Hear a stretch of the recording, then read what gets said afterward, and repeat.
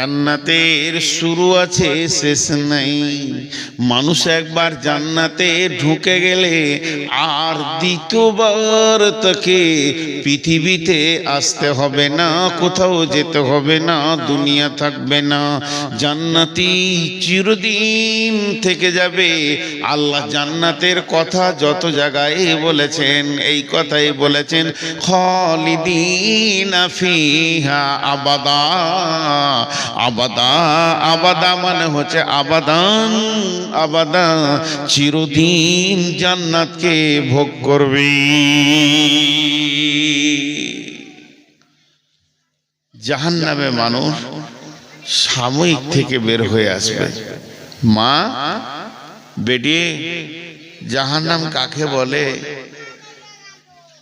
ওয়া নবী হুরায়রা رضي الله تعالى عنه قال قال رسول الله صلى الله عليه وسلم أوقد على النار 1000 سنة وهي أبيضات ثم وهي أحمرات ثم أوقد عليها 1000 سنة وهي أسودات أبيضات ثم أوقد عليها 1000 سنة وهي أسودات।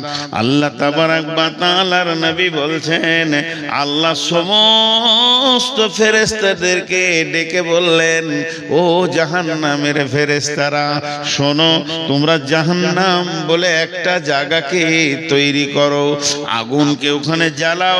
আগুনকে জ্বালানো হলো, জ্বালানোর পর ওই আগুনের উপরে তুমি মেহনত চালাও। মেহনত চালাতে চালাতে চালাতে চালাতে যখন 1000 বছর হয়ে গেল, আগুনের রংটা হয়ে গেল রক্তের মতো লাল টকটকে।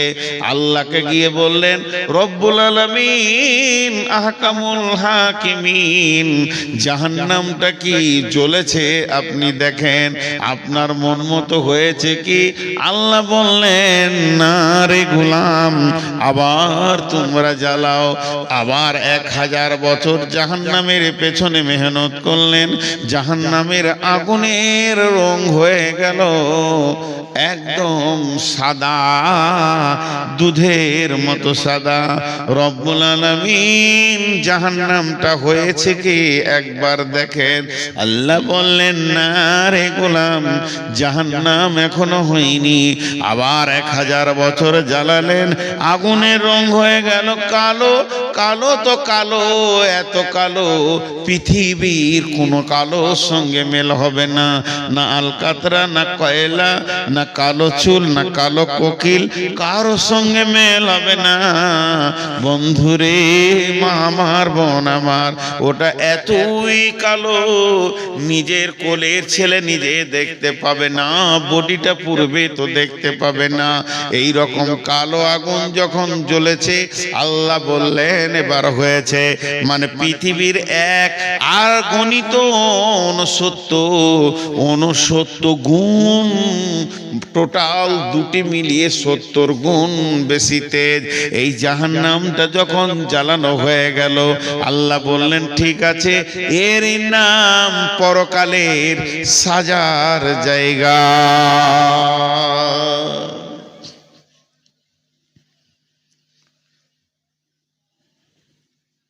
বিশ্বনবী মেরাজে যাচ্ছেন, শবে বারাত কবে গো? মঙ্গলবার। শবে বারাত বলে কিছু আছে, ফার্সি ভাষা। সাব মানে রাত, বারাত মানে বরযাত্রীরা যাবে আর কি, ফালতু কথা। মেরাজের রাত্রি, লাইলাতুল মিরাজ। এই লাইট গুলো জ্বালাচ্ছিস কেন? ছোট ছোট ছেলে মোবাইল নিয়ে ঘর থেকে চলে এসেছিল, বাচ্চা ছেলে লাইটটা জ্বালিয়ে দিয়েছে। তো শবে বারাত বিশ্বনবী কতদিনের সফর ছিল এটা? এই বাইনটা 3 মিনিট স্টপেজ, 3 মিনিট, বেশিক্ষণ বলবো না শবে বারাতের ব্যাপারে। বিশ্ব নবী শুয়েছিলেন কার কাছে? কোন বিবির কাছে? যেদিন রাত্রিতে মেরাজে যান আম্মা জান আয়েশার কাছে ছিলেন। আর যখন মেরাজ হচ্ছে তো বিছানা থেকে বের হয়ে চলে গেলেন। জিবরাইল বললেন, রাসূলুল্লাহ উযু করেন। আল্লাহ রাসূল উযু করলেন, তো উযুর পানি গড়ছে। আম্মা জান আয়েশার পাশে শুয়েছিলেন, বিছানাটা গরম আছে। আর বেরিয়ে যখন গেলেন তো ঘরের দরজার কড়াটা লড়ছে, তোটা লড়ছে। আবার আল্লাহর কাছ থেকে যখন ঘুরে চলে এলেন, সাতবক আসমান ভেদ করে সিদরাতুল মুনতাহা, জান্নাত, জাহান্নাম, হাজে কাউসার, বিরাট বর্ণনা দিয়েছেন আল্লাহ রাসূল।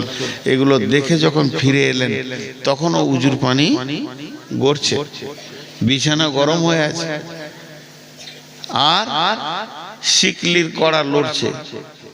আম্মা জান আয়েশাকে বললেন, রাসূলুল্লাহ সাল্লাল্লাহু আলাইহি ওয়াসাল্লাম, আমার আজকে মেরাজ হলো, আমি ঘুরে এলাম, আল্লাহর সঙ্গে কথা বললাম। আল্লাহ, আম্মা জান আয়েশা চালাক মেয়ে তো, চট করে বিছানায় হাত দিয়ে বলছে গরম যে, তো বলছে আমি যা বলছি শোনো, আল্লাহর সঙ্গে কথা বলে এলাম। আম্মা জান আয়েশা একটা প্রশ্ন করেছিলেন, ইয়া রাসূলুল্লাহ আপনি আল্লাহকে দেখলেন? বলেন আমি দেখিনি, আল্লাহর হাঁটু আমার হাঁটু পাশাপাশি, কথা বলেছি, দেখিনি। তবে আমি একটা নূরের তাজাল্লি দেখেছি, নূরের আলোর ছটা দেখেছি, কিন্তু আল্লাহকে দেখিনি। তো এইটা কত বছর ছিল?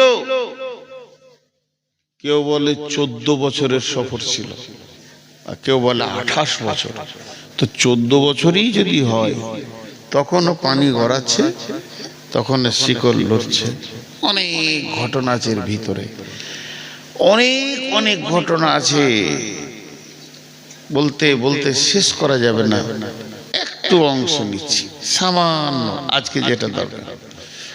বিশ্বনবী যখন যাচ্ছে, যে আসমানে যারা রয়েছে রসুলকে দেখে আনন্দিত হচ্ছে সাহাবীরা, আস্তাগফিরুল্লাহ, ফেরেশতারা। যে জমিনে নবীজি পা দিচ্ছেন, প্রথম আসমান, দ্বিতীয় আসমান, তৃতীয় আসমান, ফেরেশতাদের যেন আনন্দে উৎফুল্লে হইচই লেগে যেছে। বিশ্ব নবী যাচ্ছেন, আখেরি পয়গম্বর যাচ্ছেন, নবী মুহাম্মদ সাল্লাল্লাহু আলাইহি ওয়াসাল্লাম যাচ্ছেন, আল্লাহর প্রিয় হাবিব যাচ্ছেন। পৃথিবী থেকে এই প্রথম যাত্রা হলো আরশ পর্যন্ত। একটাই মানুষ, তিনি তার কদমে আরশের মাটিতে পড়ছে। এই যে আনন্দ, তা আনন্দ। বিশ্বনবী গেলেন, বিশ্বনবী এলেন, যেতে আসতে একটা দৃশ্য নবীজি খেয়াল করেছেন। একজন ফেরেশতা একটা লাঠি ধরে দাঁড়িয়ে আছে। সবাই হাসলো, সবাই আনন্দ করলো, কিন্তু ওই ফেরেশতাটা করলো না।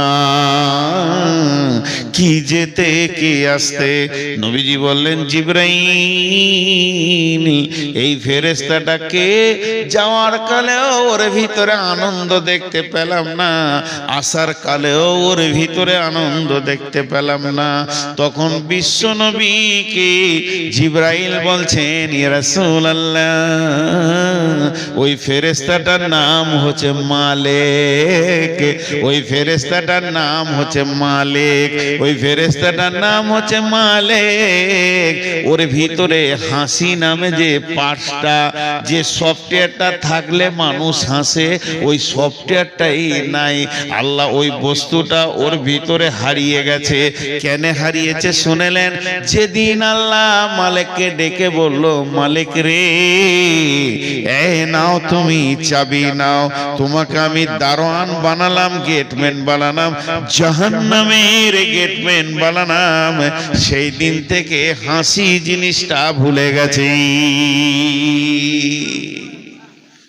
ভরবেও। ক্বালু বালা কাদ জাআনা নাযীর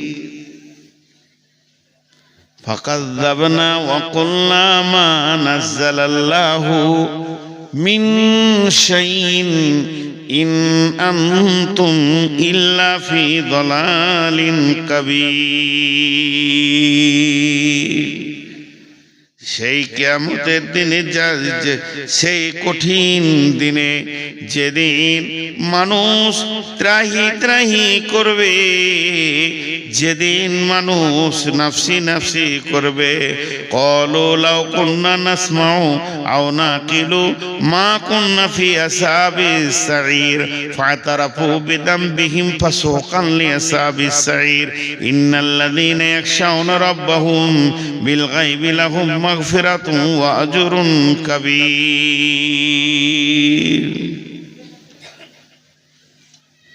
এখানে জিজ্ঞাসা করছে, জাহান্নামের দারোয়ান জিজ্ঞেস করবে, মা বেটি, কিয়ামতের মাঠে মানুষ নাফসি নাফসি করবে, মানুষ নাফসি নাফসি করবে। সেই দিন মানুষ আদম আলাইহিস সালামের কাছে ছুটে যাবে, নূহ আলাইহিস সালামের কাছে ছুটে যাবে, সব নবীর কাছে যাবে, মুসা নবীর কাছে যাবে, ঈসা নবীর কাছে যাবে। শেষকালে ঈসা নবী বলবে, আজকের দিনে কারো কিছু খাটবে না। কোন নবীর ক্ষমতা নাই যে কাউকে জান্নাতে দিয়ে দিই। একটা নবীর কথা বলছি, নবীটার নাম হযরতে ইব্রাহিম।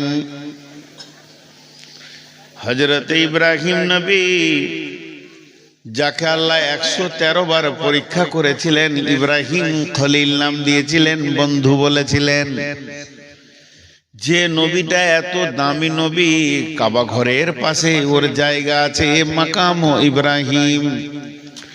ওই নবীটার আল্লাহর কত প্রিয় ছিল যে ওকে আল্লাহ কাবার চত্বরে নিজের জায়গাতে জায়গা দিয়েছেন।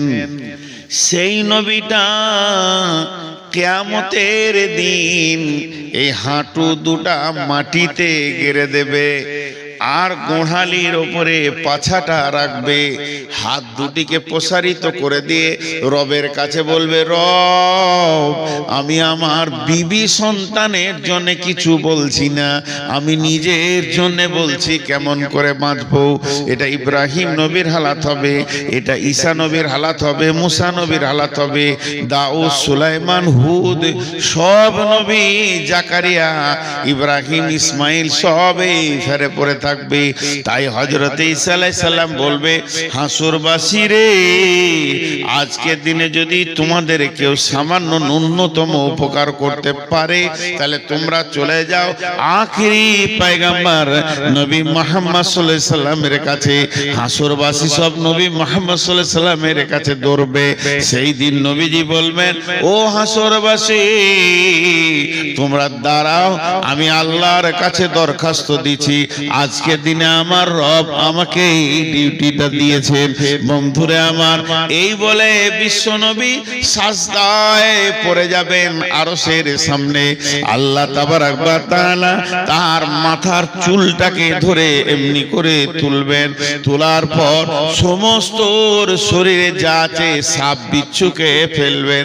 এই আস্তাগফিরুল্লাহ, নবীজিকে তুলবেন, তোলার পর বিশ্বনবীকে বলবেন, হাবিবি, এ আমার বন্ধু, তুমি কি বলছো বলো, তুমি যা চাইবে আজকে তা দেওয়া হবে, তুমি যা চাইবে আজকে পূরণ করা হবে। আল্লাহ নবী বলবেন, উম্মত উম্মত, উম্মতের দিকে তাকিয়ে বলবেন উম্মত। সেই দিন নবীজি সুপারিশ করে করে করে করে অনেককে জান্নাতে নিয়ে যাবেন। ওই রকম কঠিন দিনে ফাআম্মা মান তগা, তগা, তগা মানে বিদ্রোহমূলক মিজাজ যাদের ছিল, কোরআন মানেনি, হাদিস মানেনি, সহি মানেনি, জয়ীব বুঝেনি, এই কাণ্ডগুলো যারা করেছে, জয়ীব বুঝেনি, সহি মানেনি, কোরআন মানেনি, হাদিস মানেনি।